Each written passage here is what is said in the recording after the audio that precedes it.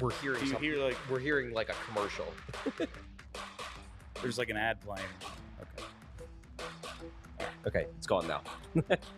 Hey everybody, how you doing? Well, that's good. Woo! You're listening to PHLY Flyers. That's right, PHLY. It is time for a little bit of post-game action. My name is Bill Matz. I'm your director of fun and games for the evening. Joining me tonight in studio, the one and only Philadelphia's #1 beat reporter, Charlie O'Connor. What's up, Chuck? It's always fun to watch a hockey game in studio with you, Bill. It's always fun, and it's especially fun to see the Penguins lose. Like, that's really what it's all about, seeing the Penguins lose. I know a lot of people out there, like, losses are wins, team tank, all that stuff. If they only win 4 games this year, I want them to be against the Penguins. And I guess that's kind of, there's a lot we want to get to tonight. I want to talk about the rise of Tyson Foerster. It feels like this has been coming. You just told me today, the coach is like, oh, no, he's our best player on the puck. It looks like, he's starting to round into form, getting hot. But I just want to start out with this, whatever this rivalry with the Penguins is. Like, I realized 2012 was a long time ago at this point. One guy left from that series, Sean Couturier.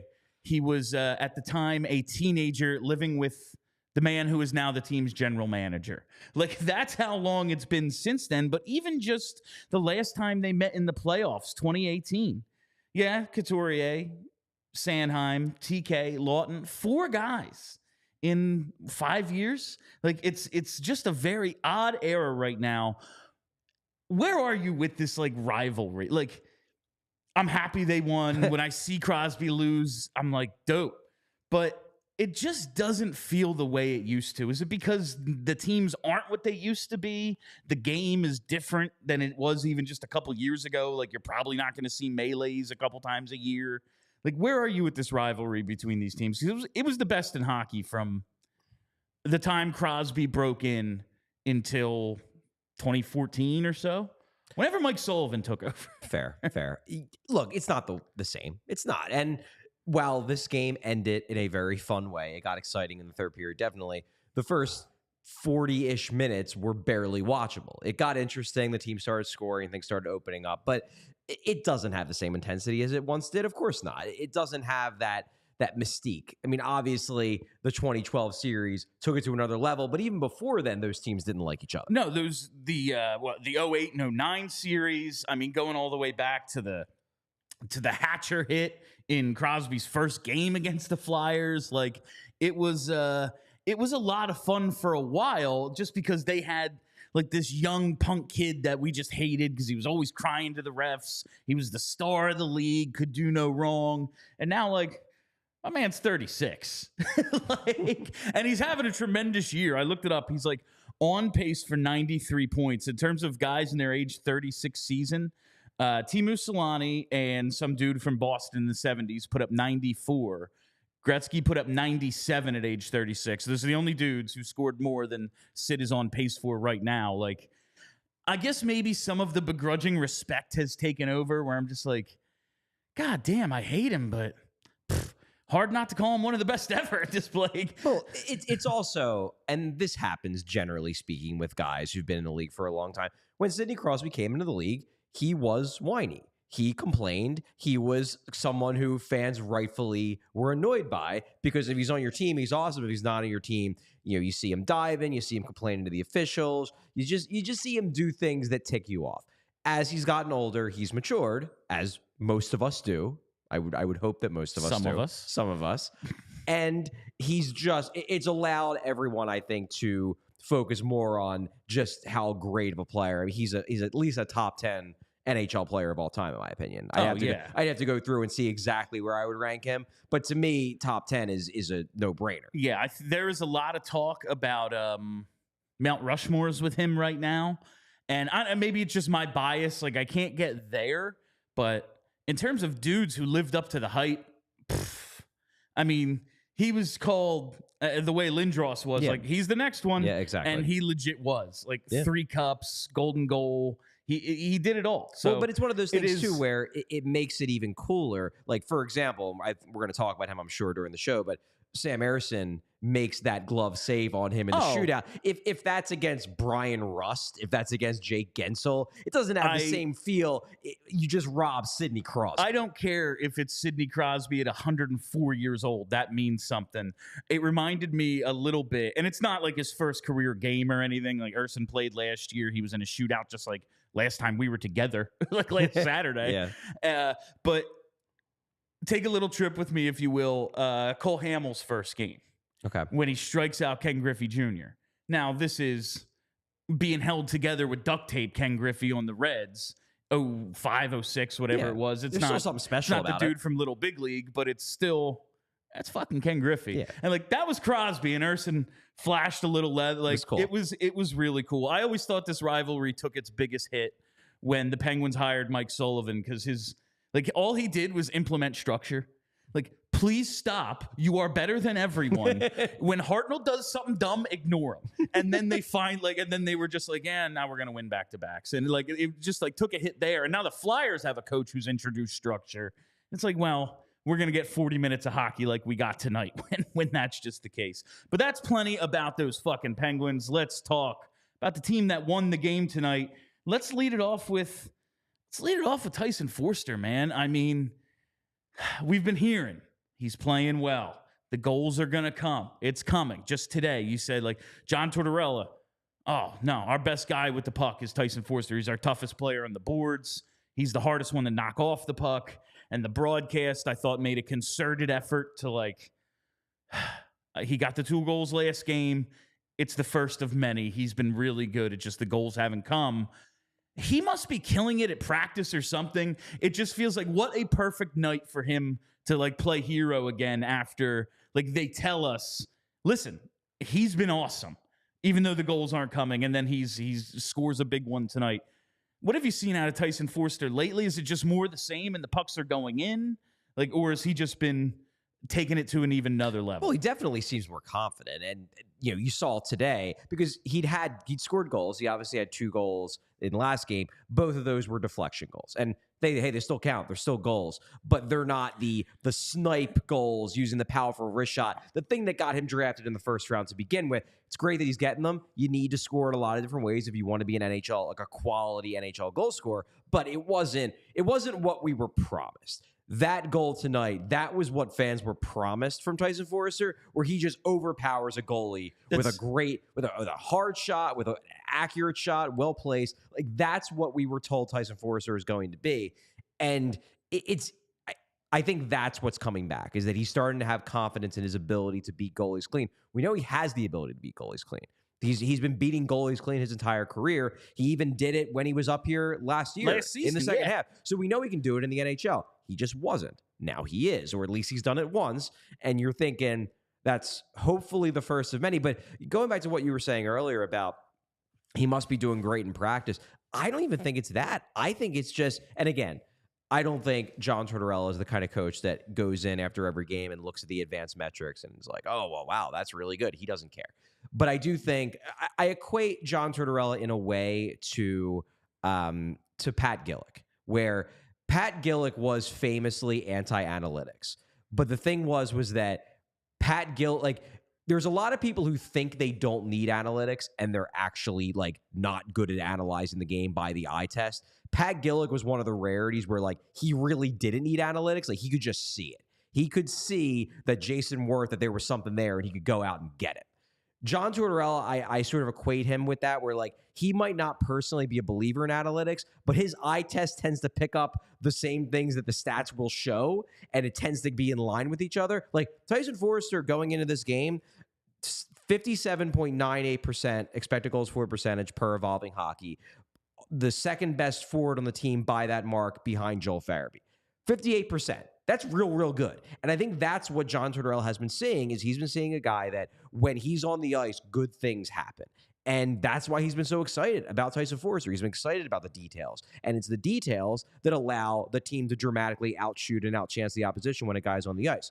Well, now you've got the details, which we saw in the goal he set up for Owen Tippett, plus the goal scoring. And that's when you start thinking to yourself, man, this could be an exciting player, because if he can keep the details while also starting to light the lamp a lot, suddenly you have a guy who is a comfortable, like he's got a comfortable spot in the top 6 for the Flyers for a long time. And you just like talk about role and where guys could fit in. And it's like, I see why they like he and Couturier together. Mm-hmm. Like, oh, we have the makings of an excellent 1B, like shutdown line with some offensive upside. But that's what I wanted at first. Like even Foerster's first goal of the season, yeah, it was on a shot, but it kind of just squeaked through. It was down low. It was not a snipe like this. And then he has the 2 deflections in the last game. And this one, he just let go. And it was finally get to see one of those, like the type of goal, like you said, we were told he's going to score. But as big as that goal was, the play he made to set up the Owen Tippett goal might have been even more impressive. Just the defensive play, and then to send him with the lead pass, just absolutely phenomenal. And that's where you start to get excited about the details, because it's what I always thought about Sean Couturier. I didn't know if he was ever going to start scoring. He did. Eventually, you believed. I did. I was a believer. I was like, I hope so, because he's really good, and if he can put them in, like then you can play him 22 minutes a game. Yeah. And that's what happened. That's what happened. But like, it's just so many of those types of like first round guys with some scoring skill. It's like, oh man, if we can just get that 1 or 2 extra elements in their game added, like they're trying to, like begging Morgan Frost to have a little bit more to his game than just the scoring. It's like, oh, we don't have to teach him that stuff, and now he's already got that, and we believe the scoring's going to come around. That's a complete player. Exactly. Like, is it a superstar? I doubt it. We'd probably know if he was a superstar by now. Yeah. But is a damn good player. That is an all-around guy that you can play in all situations. Exactly. And I made this comparison on Twitter. I'll make it here. Like, what we've seen, Tyson Foerster is starting to look to me like he's Oscar Lindblom if Oscar Lindblom, like peak Oscar Lindblom, but if Oscar Lindblom had high-end offensive upside. And he never did. He had that one run before the cancer diagnosis. That might have just been a hot streak. That might not have been him. He was leading the team in goals when he got diagnosed. Listen, we were all waiting for his offense to break out a little. A little was not 11 goals by December. And he also, all you had to do was watch him play. He never had the high-end offensive tools. Like, he was going to get points and he was going to score goals by being in the right place. But he wasn't going to overpower opposing goalies. Tyson Foerster has the shot that allows him to overpower opposing goalies. I think he's a better passer, too, than Lindblom ever was. But like that play where he blocks that pass or that play and then sends Tippett the other way, like that was a Lindblom type play. When I hear John Tortorella talking about how strong he is along the boards, how he never wins a puck battle, he always wins, never loses a puck battle, about how good he is at protecting the puck, like that screams peak Oscar Lindblom to me. It's just, what if Oscar Lindblom also could score 40 goals? And that's a really exciting player. And like Tyson Foerster might never get to 40. Like he might not be that guy, but the fact that the upside exists right now is really exciting. What was not exciting was the first 40 minutes of this game, Charlie. But I think for people out there, listen, it got a little intense, got a little helter-skelter in the third, looked a little bit more like your typical Flyers-Penguins game. If this rivalry is going to ignite, the best chance for it, it's the back end of a home and home. Well, guess what? That is coming up. We have that happening on Monday night. Monday night down in South Philly. Flyers Penguins rematch, second time in 3 days. So if there's going to be some fireworks, you would think it would be in this one. If you want to check it out, There's one way to do it. It's with Game Time. Buying tickets to your favorite event shouldn't be stressful. Game Time is the fast and easy way to buy tickets for all the sports, music, comedy, and theater near you with killer deals on last-minute tickets and their best price guarantee. You can stop stressing over the tickets and start getting hyped for the fun you'll have. Game Time is the place for last-minute ticket deals. Forget planning months in advance. Game Time is deals right up into the day of the event. Get exclusive flash deals on tickets for football, basketball, baseball, concerts, comedy, theater, and more. And the Game Time guarantee means you'll always get the best price. If you find tickets in the same section or row for less, Game Time will credit you 110% of the difference. Charlie, I know you're a big concert guy. I am. I was telling JP last post game, like, stuff like gifts, Christmas gifts, like even I just buy stuff when we want it. Like, what the hell can we possibly get each other for Christmas? We've already bought whatever we wanted leading up to it. You know, it's always fun though. Experiences, events. That makes a great gift, and I think you might want to check out Game Time if you know someone like us who's maybe a little bit more experience oriented. So snag the tickets without the stress with Game Time. Download the Game Time app, create an account, and use code PHLY for $20 off your first purchase. Terms apply. Again, create an account, redeem code PHLY for $20 off. Download Game Time today. Last minute tickets, lowest price, guaranteed. Man, Tyson Foerster, it's like a game like tonight, I think unless you are just so hardcore team tank. Yeah. And you want them to go 0-82, nothing else matters. Like, they beat the Penguins, which is great. Who scored the goals? Owen Tippett, Tyson Foerster, awesome. Yeah. Samuel Ersson comes up huge. Yeah. I want to talk about him in a little bit. I don't think his numbers on the night. They did end up actually putting up a big shot total, but like the Penguins had, I think, 17 shots through 50 minutes and then turned it on a bit in the third. But just seeing like Tippett, Foerster, Ersson, that's a good win for a rebuild. Yeah, I agree. It's not something to complain about. And my thing too is that, look, they beat the Penguins. Like, we can allow yourself we some can joy. talk tomorrow if it's a good thing, if they're winning games. But in the immediate aftermath of a win like this, of a fun win, like, why not allow yourself to enjoy it just a little bit? Like, it's Saturday night. You're out at the bar. Crack a beard and allow yourself some joy, right? Like, were you sitting there watching the season? Were you sitting there watching the game at New Wave Cafe, being like, "Oh yeah, but the lottery percentages"? Like, I really hope not, man. Like, allow yourself a little bit. So Foerster was a big part of it. He has been a force on the score sheet lately. That's gonna get real annoying once he like becomes very good. Sean Couturier scores in the shootout, uses that. I guess it's the Coots now. Like, this is his move. It is his move. Yeah. I was a little disappointed. He's the only one in the shootout who went blocker after all of the goals were blocker side in the game. Almost like he's got high hockey IQ. Look, the guy who pays attention knew to go blocker. But like, just watching Couturier to this point, I think we were all happy when the season started. It's like, he's back. He looks like he can play. He's not in an apparent like tremendous amount of pain on the ice. You know, he's not like skating with the limp the way we were told Bobby Brink was last season. You know, but now it's getting to like, okay, how do we evaluate his level of play to this point? And to me, Pete Couturier is like 17-18 through 19-20. Like, he wins the Selke, finishes second in there. I think there's like a 6th place finish in there, but that's him. Mm-hmm. Like, close to a point a game, great defense. That's Pete Couturier. Say that's his A+ game, that time there.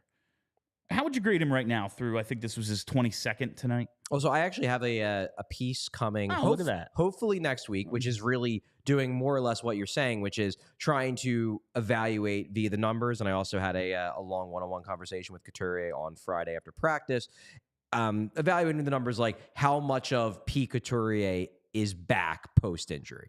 I would probably, I think I graded him as a B+ in my grades. I probably put him in that B+ range. I think he's been good. I think you hope he has another gear, but if this is just who he is, if this is post-injury Sean Couturier, that's fine. Like, it's honestly more than I thought they were going to get. I was worried. I was worried that he was going to be hampered and was going to be, he was going to miss a lot of the mobility. He was going to be obviously slower. He wasn't going to be as strong in puck battles. That it was going to be a not hampered, but let's say diminished Sean Couturier. And to me, if he's dropped off at all, which I think he probably has a bit, I don't think it's a drop off due to the back surgeries. This is normal aging. I think it's a drop off because he's 2 years older than he was back then. Yeah, like he's in his 30s now. Like at this point, yeah, he's what, 31, 32? Yeah. Like he turns 31, I think, this month. Yeah, like that was that 2012 that I'm like that 2011-12 season that I referenced. Like that was a long time ago. That was a very long time ago. You know, one of the best forwards on that team is now the team's GM. Like it was a while ago. So it's like I know we're never gonna get probably the Couturier we saw in those couple of years. He winning Selkies, going into the bubble, like that version of Couturier. But if he can be this, like that's and maintain this, like I guess that's the thing to watch at this point is this is him at 31, 33 and 34. If he's still this, awesome. But then you're great. But the good thing about this is that it means that he's falling from a higher place than we worried he might. He's not 50% of himself already. Exactly. And then it's like, we can't play this guy, and your best choice is LTIR. Exactly. Like, and it's, well, I don't want to retire, so I'm not going on. Like, oh.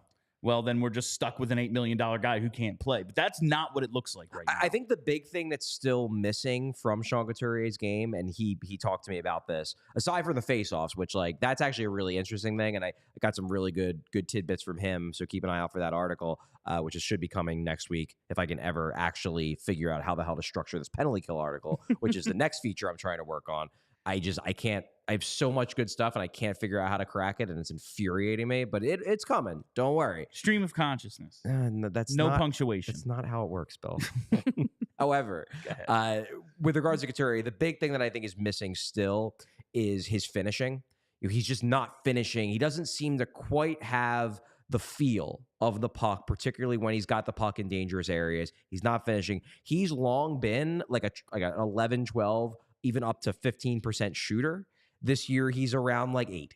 And is that going to come back? I think it could. It also might be lacking. We'll see. Pre-breakout Sean Couturier, he wasn't a great scorer. He was a fine scorer. If you looked at his rate statistics at 5-on-5, they were always better than he got credit for. But he wasn't the scorer he was ultimately going to become when he started competing for Selke trophies. That's the big thing I think that needs to come back. And we'll see if it comes back. But even if this is who Sean Couturier is, this is still a pretty darn good player. I was very happy with the decision to see Samuel Ersson in net tonight. Not a back-to-back situation, not an injury situation. It's just the number 2 goalie on the team getting a start because he's been awesome lately. Hasn't played since last week, gets in tonight, and his raw numbers don't look very good, I don't think. They're getting there. For the season, just like tonight allows. He had a 909 save percentage at the end. It's fine, but not an awesome game by the stats. By the eye test was real good. Stop 29 to 32, 906. Yeah, that's okay. You can't ask for much more than that. But just thinking about the goals he actually allowed. Yeah. The first 2 aren't even on shots. Yeah. Sanheim makes a great deflection. If he did that in front on the power play, that would be tremendous. Awesome. But he was in the defensive zone. Great deflection by him on the first goal. And the second goal, if that's not a kick, it's pretty damn close. Now, they did show on the broadcast, it is on Ersson. He could have cut that puck off before it gets to Gensel. True. So that's on him. But overall, it's hard to argue with what we saw out of him tonight. He was really, really good. I find it a little surprising. Maybe not, because it's like 1 a week isn't crazy. But it's interesting timing coming off Carter Hart last game, giving up that terrible goal. Yeah. Do you think this could lead to, we are actually starting to trust Sam a little bit? Well, I think you're already seeing it because this wasn't a back-to-back. They didn't have to play Sam Ersson in this game. They could have thrown Carter Hart out there and said, you know what? It's against the Penguins, tough game, rivalry game. We're going to go with our best goalie. We're going to go with our number 1. Instead, John Tortorella is like, I want to give Ersson the game. And Ersson proved worthy of that confidence, worthy of that start.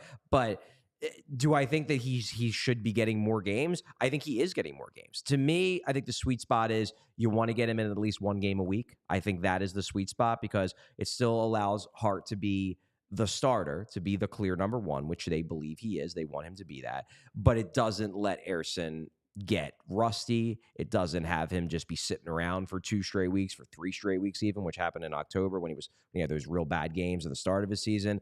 I think this will keep him fresh, but also force him to adapt to the backup life where he's not playing every game, because I think as we've talked about, if they ultimately commit to Carter Hart, if they decide Carter Hart is the guy, he sticks around, they signs a big contract for 6, 7, 8 years, whatever. The only way Sam Ersson fits is if he is a backup, because I don't think this is ever going to be a 1A, 1B situation as long as Carter Hart is here. So if he's going to be a backup, he's got to adapt to the backup life. He's got to adapt to the fact that he's not playing 2-3 times a week. And I think what you're seeing right now is he is doing a really good job of learning. It's just, it again, goes back to why I was so frustrated at the start of the year, why people were like giving up on Sam Ersson. Like, he's a talented young goalie. He's good. Like, don't toss this guy. It's a rebuilding year. Don't toss this guy overboard because he had 2 or 3 bad starts. Like, it's early. Yes, the numbers look ugly, but trust in this guy. And now it's the opposite. Now people are like, well, should we give him all the starts? Is he the number one? Is he better than Carter Hart? Like, just as I was saying, stop the overreaction, this guy isn't trash, I am now saying, stop the overreaction, Carter Hart is still probably the better goalie, but Sam Ersson's pretty darn good too, I think. It was literally like he just had the 2 bad starts right away, Dallas and Anaheim, where he gave up, 12 goals in 2 games. Yeah, it was rough. And then Buffalo, all right, he gives up 2 goals on 9 shots. And you don't love that. But he's been awesome since, and if for no other reason, now listen, there's a whole bunch of reasons you may or may not want to hitch your wagon to Carter Hart. I am going to talk strictly on ice at this point right now. Sam Ersson is 420% more entertaining. He just does wild shit out there sometimes. Now, Carter Hart is known to wander a bit. If he's going to play the puck, it's probably going to be like a mistake.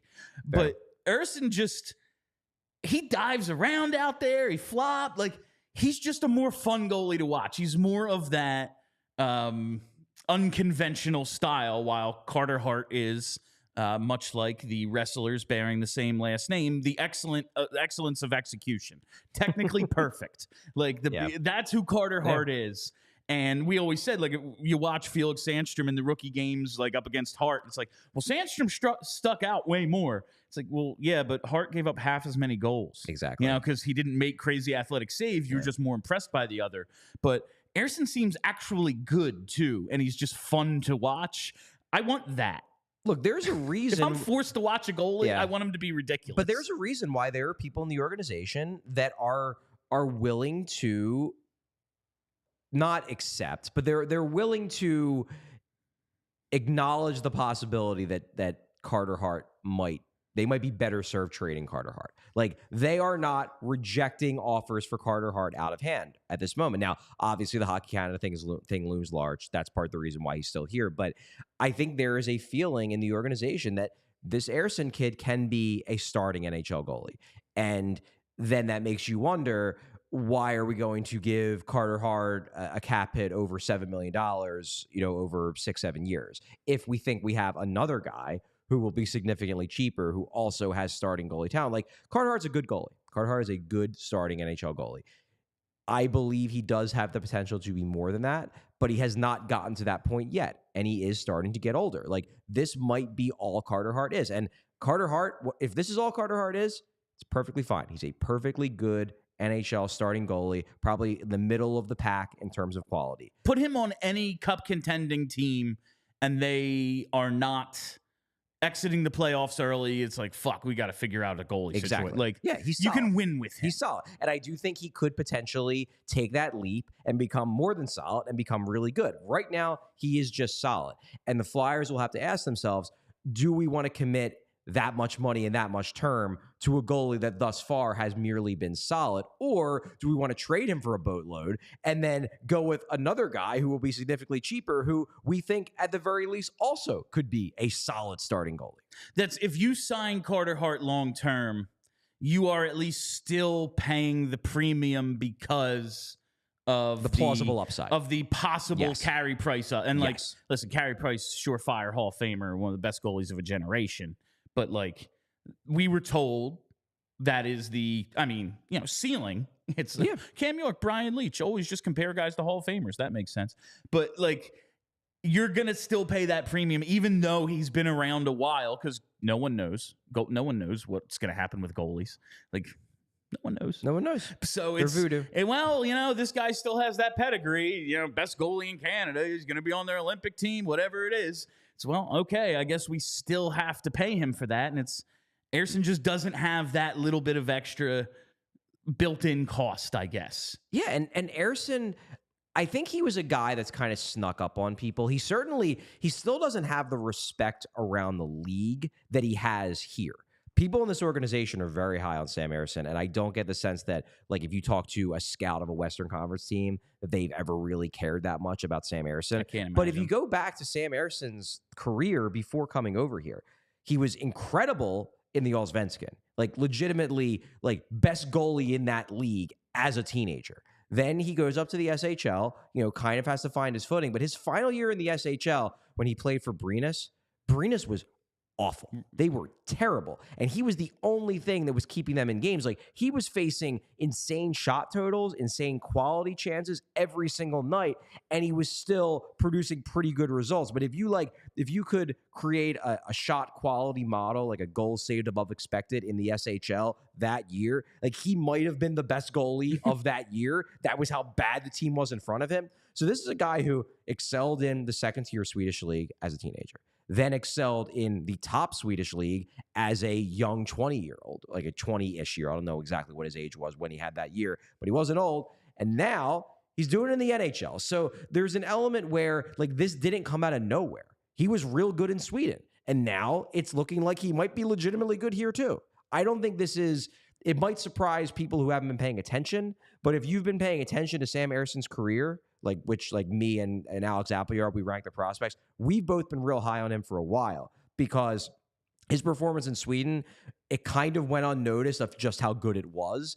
And to me, this isn't surprising because this is kind of what I thought he might be able to do if he didn't get caught up in injuries. Because that first year in North America kind of got ruined by injuries. You were worried if that was going to, stun his development. And last year, I thought he had a good developmental year. And this year, can't take away those early games. They're still part of his record. But basically, since the start of November, he's been real good. And goalies are going to be up and down. They're all going to hit their bumps. But for the most part, everything I've seen out of this guy, I've liked. Yes, there have been some bad starts. The one at the very end of last season where they just hung him out and they were like, here, you eat 9 goals. Like that happens sometimes, what we've seen to start this year. Okay. But for the most part, the dude has been a hero, Charlie. All you need, I don't know where I'm going with this. Hero bread? Yeah. Hero Listen, bread. It's time for the hero bread. It's time for hero bread read. Yeah, I was like, wait, this sentence isn't going anywhere. I thought you were actually going in a good place. I did. You should have just leaned into it. Commit to the bit. I lost the thread. Listen, I think this time of year we could all use a little help making some better decisions. The football every Sunday, tons of hockey games, holiday parties, everything going on. I came from a Friendsgiving just before we got to the studio for the game tonight. I'm going to be taking in a lot of calories, specifically a lot of carbs. I'm told that might not be the best choice for maintaining a healthy lifestyle, but that's where Hero Bread comes in. Hero makes sliced breads, buns, and tortillas that are available on hero.co as well as Amazon, and all of their products have hit the spot for me because this bread, well, it's soft, fluffy, and delicious. And right now, Hero Bread is offering the PHLY fam 10% off their first order. Just go to hero.co and use code PHLY to save on Hero Bread today. That's hero.co to save 10% today. Don't take my word for it. Take Kelly Hinkle's. Nah. She's like the healthiest person I've ever met, and she consumes Hero Bread regularly. I think if it gets her thumbs up, it'll get yours too. That's hero.co and use code PHLY for 10% off. So I'm excited about the prospect of maybe having a good goalie pipeline, not having to overcommit to Carter Hart, and maybe Ersson's the guy. Maybe you wait for Kolosov. Yeah, Kolosov. It's funny where you're talking about like wanting to watch a fun goalie. If you think Ersson's fun, oh man, are you going to enjoy Kolosov? And he's all over the place. Given, and we'll move to, we have some other guys we want to get to, but just given what they have in the pipeline, does it make any sense at all to commit long-term to Carter Hart? at this point right now? To be totally honest with you, I don't think so.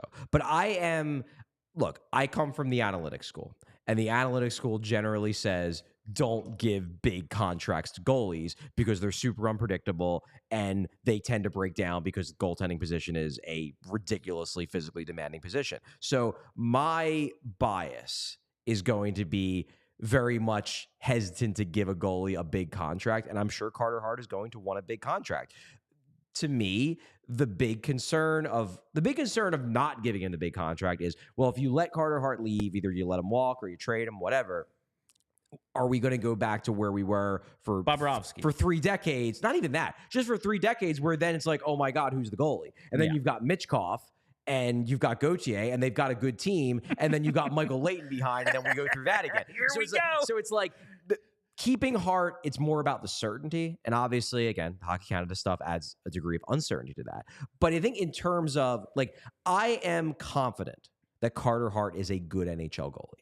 And I think he's proven that. There is something to be said about having the certainty of knowing that you have a good goalie behind the team as you're moving into what they hope is like stage 2 of the rebuild and then stage 1 of the contention. So it's mostly just like you be signing him to kind of check that box and be like, okay, we might not have a superstar, but we don't have to worry about the goalie position like we had to worry about it for 3 decades. Ever. Yeah. That's the benefit of signing him. However, if Sam Ersson keeps this kind of stuff up over the course of this entire season, and you're like, maybe we do have that kind of certainty. We can get that kind of certainty for a lot cheaper in Sam Ersson versus signing Carter Hart. Then there's a reason why this past summer when I did that fun article when I was still at The Athletic where it was like, what do the Flyers look like if this rebuild works? And I broke down like a fun version of the roster.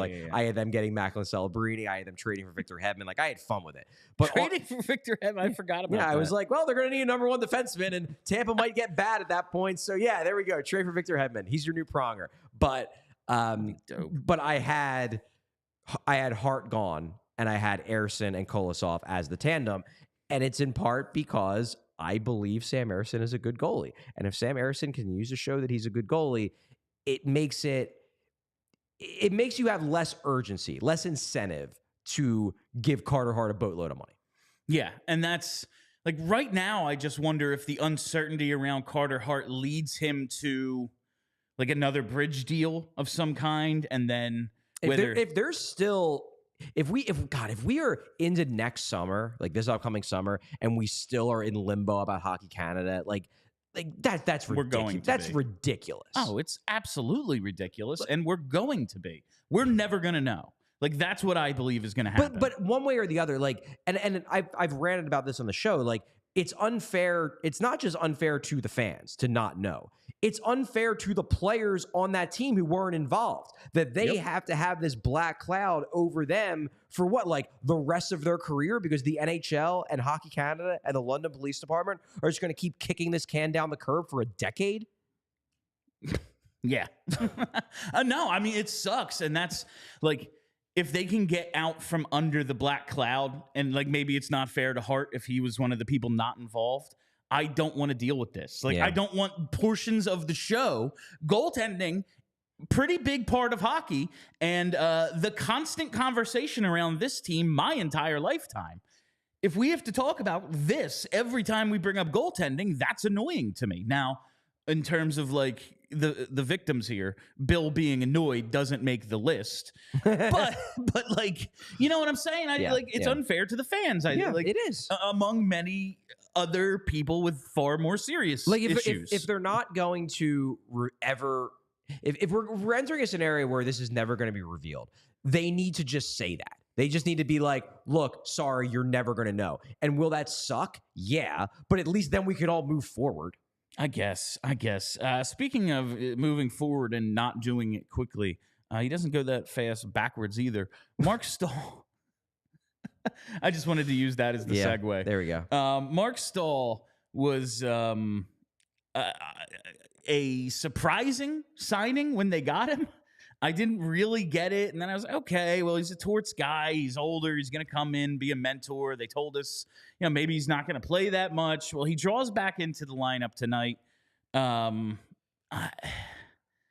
I don't see much of a point in playing him. While I'm not saying, oh, it has to be Igor Zamula. What the hell are we doing here? It's got to be Zamula. No, it could be literally anyone. It could be Belpedio for all I care. I just don't see the point of Mark Stahl. If his intangibles are that important, put him in a suit. Tell him you're a coach now. Maybe you can coach the power play. What's it going to get? Worse? I say this on a night when the power play scored. Yeah, I'm sorry. Fair. I apologize, power play. Apologize to the power play. But, yeah, look, I think the Flyers know this too. Like, look, we can keep beating up on Mark Stahl if we really want to. I don't even want to do it. I'm just like, what's the point? He has gotten scratched. Like, he literally didn't play the last game. Yeah. They know what he is, I think. They know what he is. It's just like, if that's what he is, then, again, it doesn't have to be Zamula. It doesn't have to be Andre. I know it's tough to, like, shuttle guys back and forth, and it's going to be real inconsistent. Like, oh, well, you're an NHL player, an AHL player, get Ginning in, get Addard in, but, like, that's got to be a better use of time than whatever minutes he's playing, isn't it? Even if it's not ideal for the individual players. Maybe. Look, I guess we're just going to keep yelling about Mark Stahl. I don't even want to yell about it. I don't even want to talk about him. Like, whatever. Like, does it really matter that Adam Ginning isn't getting into, like, 2 games a month because they have Mark Stahl? Who gives a shit? All right. That's fair. It's more than a fair opinion, but I know a lot of people out there are going to be like, oh, these guys are torts apologists. Apparently, that's us. Apparently. Like, people think we're somehow torts apologists. Oh, my God. Like, I saw him yell at you at a press conference 2 days ago, and I was like, I don't want him to hire him. Like, I don't want this guy. Oh, my God. But we're the apologists simply because, like, we lay out the plan, I guess. But listen, I agree. Like, Mark Stahl probably doesn't need to play, but until I see a dude who does, it's like, yeah, I guess just put him in a rotation with whoever's in there. Yeah, look, if it gets to the point where he is preventing Igor Zamula from playing regularly in games, then I will be very critical of the continued presence of Mark Stahl. But, like, since he's been healthy scratched, I believe, 3 times, and I get the sense that's going to continue to be a thing. Like, look, the coaches watched the game tonight. They saw him get turnstile and take a penalty. They saw the fact that he's just not that good anymore. Like, you would think that, like, this isn't going to be a Keith Yandel situation because there's no record that's looming over and scaring them into continuing to play him. I think he's going to sit a lot, and I think they're already showing he's going to sit a lot because over the last couple of weeks since he's been back from the injury, he sat a lot. I saw Yandel on, I don't even remember. I guess it was a game broadcast. Might have been a studio show, or I don't remember. I saw Yandel recently on TV. Yeah, wasn't he like pissy about it? He brought it up and was not. It was like, you couldn't skate at the end. Like, and again, like, Keith Yandel at one point in his career was an excellent player. That guy didn't exist playing for the Flyers. That guy looked like he was wearing his skates on the wrong feet. Anyway, moving on. I will never get over that and how big of a deal it was for a dude that, like, clearly was horrible. Yeah. Like, well, it's just he was the worst player on a horrible team. It was pathetic. And then the fact with Yandel where when they say when they sit him, when it leaks out that he's going to sit, you had the entire, and, like, I'm not pulling a Rudy. Well, it was just like you had the Spit and Chicklets crew, like, and everyone in that ecosystem, like, lost their mind that the Flyers would dare to disrespect Keith Yandel. It was like everybody who hadn't watched him play that season at all was like, how dare you sit Keith Yandel? And everyone who had watched him play every game that season, us and everybody following the Flyers, was like, why the hell did it take this long? Well, he's just terrible. He's not an NHL player anymore. It's just like, what is the legitimacy of this record if he's only playing for it? Yeah. Like, if the whole thing is like you earn your ice time, it's a meritocracy, then the Iron Man streak is fucking impressive. If it's like, well, he's got a streak going, so we can't take him out, well then it's not. Like, playing in the last game is the only reason you're playing in the. Anyway, it was years ago, but Charlie brought it up, and it'll never not drive me insane. We started off the show talking about Tyson Foerster. Real fun to watch him. Starting to really get going here, heating up. You can see the confidence. I said this was a win, even if you were on Team Tank. I think you'll take this one because of who stood out. And we talked about Ersson. We talked about Foerster. Owen Tippett. It's coming along for him too. And last game we said he did have that real bad failed clear in the third period. That was rough. That was rough. No, that's a tough play, and he has to. I mean, it's not like the hardest play in the world to make. I mean, it was tough that he didn't. Yeah. Have to make that, but that's a physical mistake. He fucked up. Yeah. That happens. I can take physical mistakes until you do them like over and over again. Then it's like you're just not good. Then you're Andrew McDonald. Yeah, then you're just not good. Yeah, right. But when I see him, the persistence. I talked about how all the goals tonight, including the shootout goal, blocker side. Tippett gets one breakaway. No, doesn't go. So then he takes the next one, and he did a great job on that first breakaway. I thought shielding the puck, using his size, using his speed. Yeah, to even get a quality shot. That was the type of play he made last year when we were like, he was the best player on the ice on that shift. Yeah. And we'd say that like 6 times a game. Yeah. Started to see a little flash of that. Last game, gets the second breakaway tonight, goes, fuck it, I'm going backhand. Puts it over the blocker, goal.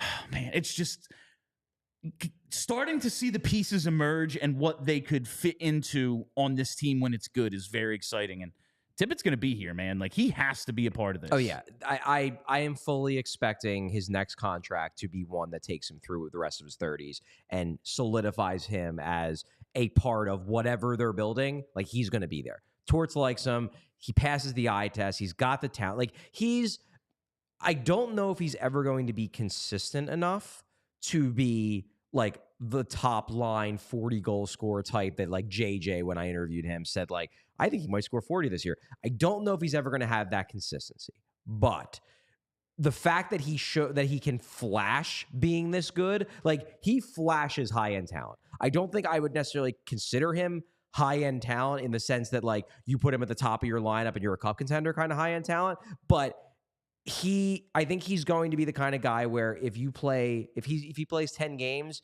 in 2 or 3 of those games, he's going to look like a star level player.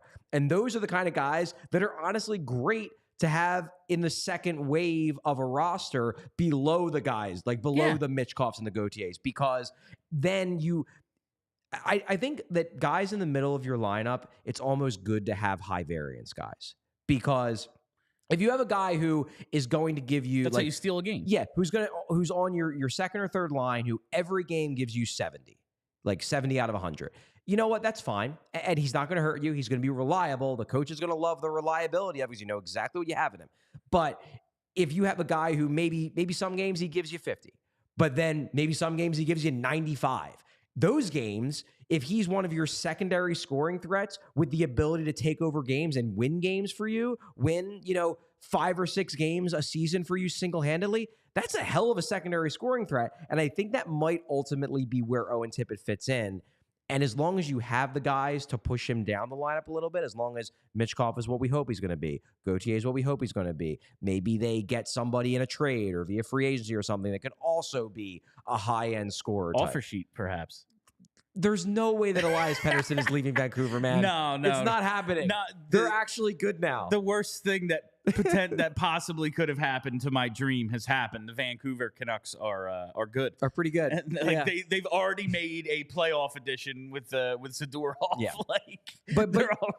But you see what I'm getting at is that I think Tippett can be that ideal guy in the second tier in terms of forwards who can steal you games, has that ability. Maybe what keeps him from being elite is that he doesn't do it every night like the elite players can, but he does it enough where you want him in your mix. I definitely think you need a mix. Like, you need your consistency, your Lawton, your what we think Noah Cates is going to eventually. I think Couturier will be that guy. If Couturier sticks around and he is part of this, he stays and remains a good player, I think Couturier will be that guy who nightly you can trust he's going to be giving you at least a 75 out of 100 game. He's not going to, as he gets older especially, he's not going to be giving you those 100 out of 100 games like he could when he was 27, 28 years old. But he can be that stabilizing presence. Tippett, I don't necessarily even want him to be that stabilizing presence. I want him sometimes to just have these games where you're like, shit, every shift, this guy is on. And it was fun to see. I was just very impressed him getting the back-to-back breakaways and going, not this time. Appreciated that, and it's just another step in. Listen, man, if you're going to be getting maybe not a first-line guy, but you got to finish those opportunities, and gets the breakaway, doesn't score, but comes right back. Boom. That's what I need to see. And, yeah, you need your consistency, but you do need those high variancy guys. I very much agree with that because it's what the other team can't prepare for. Yeah. It's something outside of the game plan. Yeah. Like, okay, we know, okay, we're going to match this guy up with Couturier. We're going to try to use our best D pair, take away Mitch Cobb and Gauthier. Like, that's what we're going to do. Okay. Well, they have Owen Tippett on the third line. How are we going to match that? I don't know. Exactly. He's stronger and faster than most of our team, and he's on the third line. And honestly, if he pops, we're going to lose. And honestly, like a guy who you could compare him to, and this guy certainly had a better career than Owen Tippett, I think will. But like the Phil Kessel of a really good team, like Excellent. what Phil Kessel was on the Penguins, where it's like Phil Kessel, he showed in Toronto he couldn't be the best player on a really good team because he was the best player in Toronto and they stunk. But he could be the fourth or fifth best player, and like some games, Phil Kessel would be invisible because that's just Phil Kessel. But when Phil Kessel was visible, he was real friggin' visible, man. And I do think there might be a little bit. I don't want to say this like in a disparaging way to Phil Kessel because that dude fucking ruled in his prime. I think there might be a little bit more extra, like those little extra details to Tippett. I'm not in a Foerster or Couturier or Cates way, but you might be able to use him in a little bit more of a checking role as well. Like Phil, he was a third liner in Pittsburgh, but it was a scoring. It was a sheltered third line. It was a scoring third line. Exactly. Few more, still decent amount of time left. Yeah, the game was ugly, but we talked 15 icings through. Is that through 40 minutes? Through 40 minutes. It ended with 19. The third period was more watchable. Because I went back through I saw the Flyers ice it on a power play. It was right. Okay. I went back through the play-by-play in between the second and third periods, and there were 14 icings. It was ugly hockey. Like it was, and honestly, like the Flyers, I don't think played super great in this game. I thought they were fine in aggregate. This was not one of their better games. It was not one of their better games. The Penguins played awful for most of this game. I was honestly like on the way here, I'm listening to the pregame on the Flyers radio, and I'm hearing them talk. And they're like, well, the Penguins record, like they have the same record as the Flyers, basically. Yeah. Like pure win-loss. I think they're about 500 like the Flyers. But they're like a plus 12 goal differential coming in. And they're like explaining, like, listen, at the end of the year, these things tend to even out. Yeah. And if you're a double-digit plus team, you're probably a playoff team. And if you're not, you're probably going to end up on the outside. The Penguins, maybe the wins and losses haven't been there yet, but it's coming. I get it's one game. But, dog, you're home against the Flyers, and that's what you brought Saturday night? Like, They obviously get a point out of it. They come back. They tie it late. They do. But I thought most of that game, the Penguins looked like dog shit. Yeah. Yeah. No, they were like, again, how can they made plays to score, but I don't know. Like, yes, we were talking like anyone else you go, that's lucky, but Erik Karlsson throws it into traffic like that, and Gensel like has the wherewithal to deflect it. You're like, they did that on purpose. Yeah, like they're real good players that made a real good play. Erik Karlsson and the Penguins probably, but how many of their plays were even like, oh man, they have them here? Like, I saw nothing out of them that made me think that they're the Penguins. Oh yeah, they're going to the playoffs. How does a team with, and I know like Sidney Crosby is not as good as he was in his prime, still real good, still awesome. But like, how do you have a team with Sidney Crosby, Evgeni Malkin, Erik Karlsson, Jake Gensel, and what like their power play hasn't scored in like 25 opportunities? That's wild, unbelievable. And listen, the Flyers power play is what it is. They have nobody who comes close to those dudes, even this version of them. Yeah. Like this version of Erik Karlsson, which is not the one that like took Ottawa to Game 7 against Pittsburgh. On 1 foot. On 8 foot. Like, this isn't that dude, but he's still pretty damn good. Yeah, the Flyers don't have anyone that good. Nope. And it's like, how is your power play as bad as ours? Exactly. That sounds impossible. Yeah. You have Sidney Crosby. Yeah. He can score from the other side with his eyes closed. What are we doing here? Incredible. Speaking of what are we doing here? Maybe. Now, this is actually a theory I came up with because I don't want to talk more shit on Morgan Frost because, again, what's the point? But it's like the Marcel thing. I'm sick of talking about I just don't. I don't even feel it. But he takes a high sticking penalty tonight. Okay. And now that's 3 penalties in the last it did it in the first period. So that was 3 penalties in the last 4 periods. Tripping, hooking, high sticking. Now, some penalties are penalties of aggression, and that's good. Some penalties are stick penalties where you weren't moving your feet, and that's bad. These stick penalties are not going to endear him to the coaching staff. I wouldn't think. I think it's already fairly clear that he is not endeared to the coaching staff. That's just period.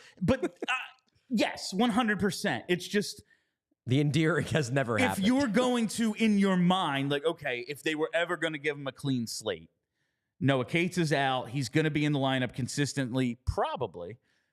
This is, if he's ever going to get the chance, okay, from here, show us what you are. Not off to the best start. That's all. Conspiracy theory. I would agree with that, though. I would. Conspiracy theory. This team's pretty good on the PK. He's maybe trying to spark the offense by taking penalties. Yeah, this is actually him playing four-dimensional chess.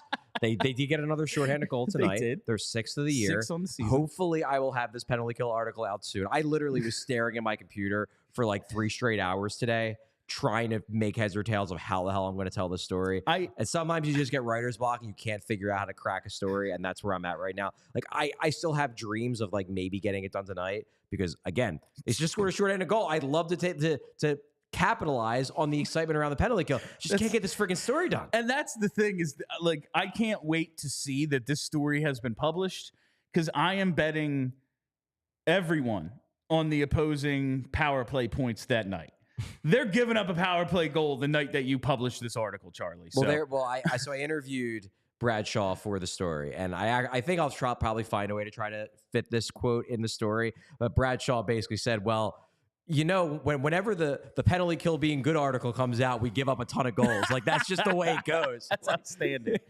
Last dude I wanted to talk about was Cam York because you had an interesting, honestly, one of the first things you said to me when I got here was the coaches are just like, Cam York needs to shoot more. And like, took a ton of shots last game, had a few tonight. I'm starting to see maybe something there with him on the power play, at least more than we saw to first 3-4 weeks of the season, whatever it was. But I think he's been better lately. How would like Cam York, we said for the start of the year, fine. He's been fine. Obviously, Sanheim was standing out, and it's like, all right, well, the other guy on that pair is York, and he's not great, but he's not doing anything to get himself taken off of it necessarily. Right. I think he's stood out more lately. I would agree. And I think John Tortorella has, over this past week, has really praised Cam York, particularly for his defensive play. And then you saw that tonight. He had a few really, on that first power play, he had a few really big blocks, really good defensive plays. I think I've always viewed Cam York as a guy who, if he's going to be an above average NHL defenseman, he's going to be good offensively and then good enough defensively. I think John Tortorella is coming around on the idea that like Cam York might end up being better defensively than in terms of point creation and offensive creation. And I think part of this may be stemming from the fact that like Torts came in last year with York and he was very much trying to communicate to York, like, I want you to take risks. I want you to carry the puck. I want you to be like the guy who I always heard him compared to when I talked to scouts when York was developing was Josh Morrissey in Winnipeg. And I think Tortorella came in and was like, I want to see that guy. And I think he's been a little frustrated that he hasn't seen that guy. But what he has seen is a guy who's probably a lot better defensively than he expected to see. So we had a conversation with Torts earlier this week, and he basically said, like, why do you think he has to be an offensively oriented defenseman? Why? And it was like in the middle of the presser, and we're like, well, like someone has to. He scored a ton of points on the U.S. National Team Development Program. That was always his scouting report. And Torts was like, I don't necessarily agree with that. I think, you know, the offense might be there, it might not be, but I see a guy who could be a very good not defensive defenseman because he's not big.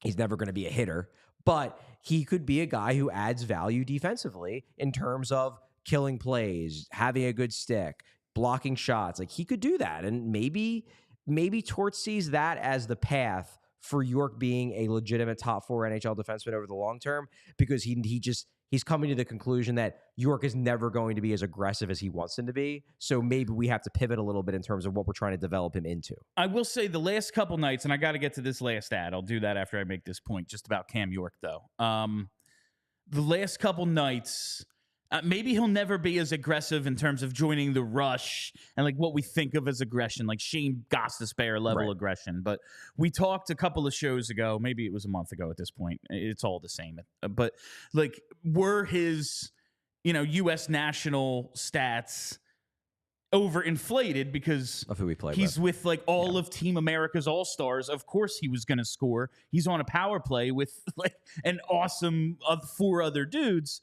I think what I'm seeing in terms of aggression out of him more is like that to me, like he was very deliberate, like a distributor, like let's slow it down. The sort of thing we said about Morgan Frost, where maybe he's not the torts north-south kind of guy. He's going to slow it down, take a look, maybe here, but I'm still going to hold it, see if something else opens up. And last couple nights, he's just fucking ripping the puck. And that seems like a good start in terms of, dude, what do you think this power play is? What do you think this offense, even at even strength, what do you think this offense is? You're going to find the perfect play. Like, you need to grip it and rip it, and that's what I've seen out of him. And tonight, he had a bunch of them, and then that opened up, eventually, Tyson Foerster, because he had taken a bunch of shots. Yeah, I want to talk a little bit about the power play because we didn't really talk about this when we were discussing Foerster. The big thing that I have been yelling about from the start of the year about the power play is that it just doesn't seem like it has a plan. It doesn't have like a central cog, like a player that everything orbits around, where like everything orbited around Claude Giroux. Everything orbits around, I mean, I know their power play isn't that good this year, but it's been great for years. Everything orbits around Sidney Crosby. Everything orbits around Alex Ovechkin. And yes, they're superstars, so it should. But I think every power play, even ones that don't have superstars, you need a plan. Play that has the best chance of working. Yes, you need one guy who everything kind of moves around. And so far this year, they haven't had it. If Tyson Foerster can continue to do what he did tonight, which is just rip shots and be that plus shooting player, maybe you can actually create an identity of the unit he's on, which is get the puck to Foerster and let him shoot a lot. Then suddenly you have a plan. And suddenly you go into every opportunity.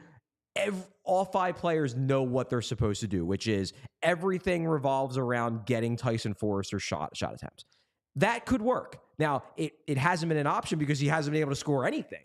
But if he starts scoring, suddenly that maybe becomes an option, and maybe this power play isn't as dismal, as truly horrifying as it's been this year. I mean, they've been in the single digits for a majority of the season. Like, if they can just be not the worst thing I've ever seen. Don't be terrible. That would be great. Don't make my eyes bleed. You know what's never the worst thing I've ever seen? It's all the gear at FOCO, because FOCO is the absolute best officially licensed gear for all sports and fandoms. Whether you're looking for team apparel for the season ahead, they've got overalls, hoodies, hats, sunglasses, bags, anything you need for game day. Or even if you're in the market for some accessories, toys, or collectibles for your man cave, she shed, or podcast set, you've got to use FOCO for all your team gear needs. FOCO always has our back for Philly sports, and they have yours too. Get the best gear around by using the link in the description of the show. For all non-presale items, use promo code PHLY10. That's PHLY10 for 10% off your FOCO order today. The What Chaos guys have drawn a lot of attention to the bobbleheads. And I don't have a FOCO bobblehead in my collection yet, but I have I have like 30 bobbleheads at least. And they were showing them off on the show today, and they're like pretty substantial. They're not like just little plastic pieces of crap. They're like nice. Okay. I don't know if you're supposed to say pieces of crap in an ad read, but whatever. You're like saying it in a good way. Yeah, they're like saying what they're not. They're like the stadium, like the stadium giveaway bobbleheads that are like of a higher quality than the ones you just like get at, some sporting goods store or something. Fair. So check out FOCO. They've got some cool stuff, especially if you're in to bobbleheads. All right, Charlie, do we have anything else to get to tonight? I don't think so. I definitely wanted to touch on that power play, so that's good. Also wanted to talk about the Philly PHLY Flyers takeover. It is Thursday, the 14th of December. Yes. Bill and I will be there.